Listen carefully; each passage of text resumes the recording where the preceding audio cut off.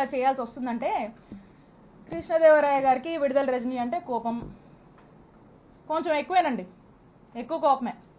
ఎందుకో నాకు కూడా కారణాలు తెలీదు, కానీ రకరకాల కారణాలు ఆయనే అనుకుంటాడు, రకరకాల కారణాలు ఆయనకే ఉన్నాయి. సరే, ఎందుకంటే దానికి కూడా కథ ఉంది, అది కూడా చెప్తా. అయితే ఆ కథ ఏంటంటే,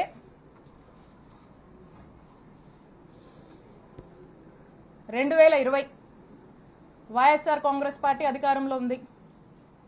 సెప్టెంబర్ 2 వైఎస్ఆర్ గారు వర్ధంతి. ఆ రోజున గురజాల సర్కిల్,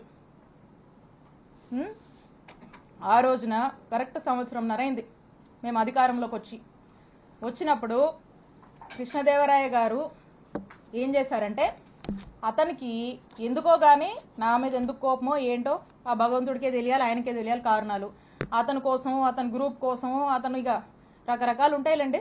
సరే, ఆయన ఏం చేశారంటే,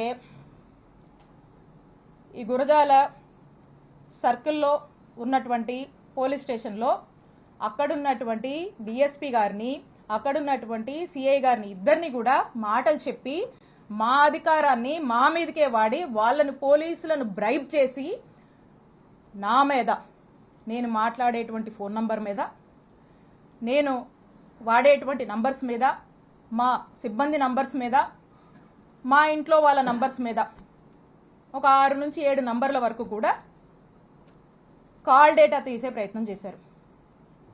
కాల్ డేటా తీయాలంటే ఎఫ్ఐఆర్ కట్టాలి, వీటి మీద ఎఫ్ఐఆర్ కట్టి, ఈ సర్కిల్లో ఎఫ్ఐఆర్ కట్టి ఈ కాల్ డేటా తీశారు.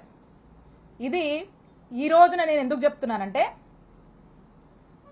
మేమిద్దరం ఒకే పార్టీలో ఉన్నాం. ఇది మేము అధికారంలో ఉన్నప్పుడే జరిగింది, అప్పుడు నేను ఎమ్మెల్యేని. అప్పుడు జరిగినటువంటి విషయము నేను ఏ రోజు కూడా ఈ విషయాన్ని చెప్పే పరిస్థితి నాకు రాకూడదనే నా మనసులో ఎప్పుడు అనుకుంటూ ఉండేదాన్ని. కానీ ఈ రోజున నేను ఏ తప్పు చేయకపోయినా, ఈ రోజున నన్ను బాధ పెట్టి, నా కళ్ళల్లో ఏదో కన్నీళ్లు చూద్దామని, నన్ను ఇబ్బంది పెట్టి హింసిద్దామని చెప్పి ఈ రోజున వరుస పెట్టి నన్ను టార్గెట్ చేస్తూ నన్ను ఇబ్బంది పెడుతున్నప్పుడు చెప్పక తప్పట్లేదు. కాబట్టి ఈ రోజు నేను చెప్తా ఉన్నా, ఆ రోజున మేము ఒకే పార్టీలో ఉన్నాము. వైఎస్ఆర్ కాంగ్రెస్ పార్టీ ఇంటిగ్రిటీ కోసం నేను ఆ రోజు నోరు విప్పలేదు.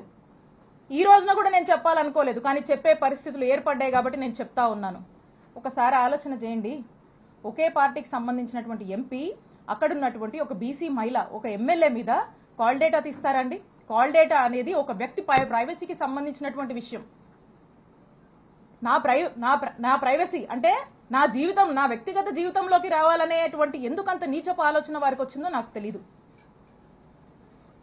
నేను ఒక్కసారి అడుగుతా ఉన్నాను, ఈ రాష్ట్రంలో ఇంతమంది అన్నల్ని, తమ్ముళ్ళు ఉన్నారు, వాళ్ళని నేను అడుగుతా ఉన్నా, ఒక్కసారి ఆలోచన చేయండి.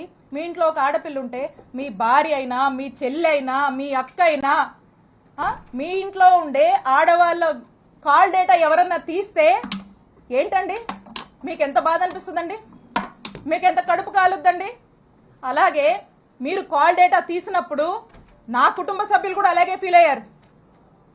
ఇంత నీచుడా కృష్ణదేవరాయలు అని చెప్పి అందరూ ఫీల్ అయ్యారు. ఇది మా అధిష్టానానికి తెలుసు, మా పార్టీలో ఉన్నటువంటి పెద్దలకు తెలుసు, అప్పట్లో ఉన్నటువంటి మా పోలీస్ అధికారులకు కూడా తెలుసు. కానీ ఎప్పుడు బహిరంగంగా ఈ విషయాన్ని నేను బయటికి చెప్పే ప్రయత్నం చేయలేదు. ఇది జరిగినప్పుడు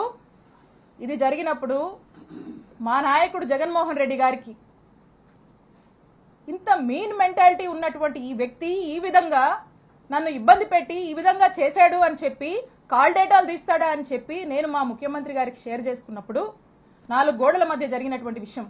మా ముఖ్యమంత్రి గారు మహిళా పక్షపాతి, మహిళలంటే ఎంతో గౌరవం, 2 ఆడపిల్లల తండ్రి. ఆ ఇంట్లో ఆ 2 ఆడపిల్లలకు ఎవరికైనా ఒక మహిళకు జరిగితే, వాళ్ళ ఇంట్లో మనుషులకు ఎలా జరిగితే ఎలా మనం బాధపడతాం, మన విషయంలో మనం ఎలా బాధపడతామో, నా విషయంలో కూడా మా నాయకుడు జగన్మోహన్ రెడ్డి గారు ఆ రోజు అంతే బాధపడి ఇమీడియట్ గా అక్కడ ఉన్నటువంటి ప్రభుత్వ అధికారులకు, పోలీస్ అధికారులకు ఇన్స్ట్రక్షన్ ఇచ్చి ఇమీడియట్ గా నెసరీ యాక్షన్ తీసుకోమన్నారు. ఇమీడియట్ గా నిమిషాల్లో ఆ రోజు ఇక్కడ పనిచేసినటువంటి డిఎస్పీని, ఇక్కడ ఉన్నటువంటి సిఐని పిలిచి పోలీస్ అధికారులు మాట్లాడితే ఆ పోలీసులు ఏం స్టేట్మెంట్ ఇచ్చారండి? Upon the pressure of honourable MP Narasaraopet Lavu Krishnadevarayalu upon his instructions మేము ఇది తీయాల్సి వచ్చింది అని చెప్పారు. నిమిషాల్లో సస్పెండ్ అయ్యారు ఆ పోలీసులు. ఇది చాలా మందికి తెలుసు. ఇదేదో వీళ్ళేదో కట్టుకదల్లి నా మీద ఏమాత్రం కూడా పస లేకుండా సబ్స్టెన్స్ లేకుండా నా మీద ఏదో కేసు పెడితే నేను మాట్లాడట్లేదండి.